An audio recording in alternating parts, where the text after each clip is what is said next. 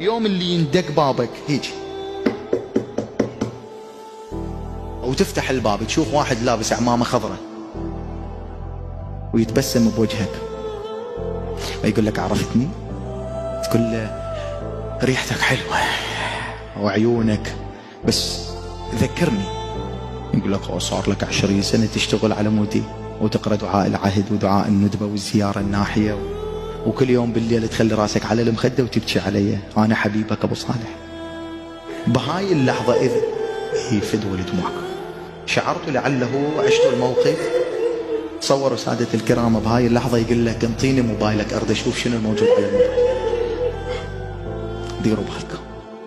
إذا يقول لك أرد أدخل لبيتك أشوف ثيابك، أرد أشوف، خذني وياك أرد أتعرف على أصدقائك، خذني وياك أرد أشوفك بالوظيفة شلون تشتغل، خذني وياك أرد أشوف أخلاقك بالشارع شلون، خذني وياك أقول لك أرد أعيش وياك 24 ساعة. راح أجي اليوم أنا مهديك راح أعيش وياك 24 ساعة يومياتك.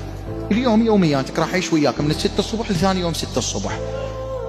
عندك جرأة تقول له إيه قضي وياي يوم 24 ساعة؟ إذا سمع كلمة نابية طالعة من حلقك، إذا سمع اتصال ويا بنت بعد منتصف الليل مو خطيبتك ولا زوجتك، يقول لك هاي ليش تحكي وياها؟ ليش تلعب على مشاعرها؟ ليش تسوي بيها؟ ليش توعدها بالزواج وانت واعد غيرها 5 بالزواج؟ ليش تكذب على الناس؟ ليش امام الناس بالمسجد تصلي صلاتك ما شاء الله، ليش بالبيت صلاتك هيك بسرعه بسم الله الرحمن الرحيم الحمد لله الرحمن الرحيم مالك تصير تقرا الايات غلط؟ انت عندك الجرأة تعيش يومية لو يوم واحد مع الامام المهدي 24 ساعة، مع الامام المهدي 24 ساعة. هيك اذا عشنا مهدويين فعلا يظهر احنا الغايبين، مو هو حاضر، احنا الغايبين.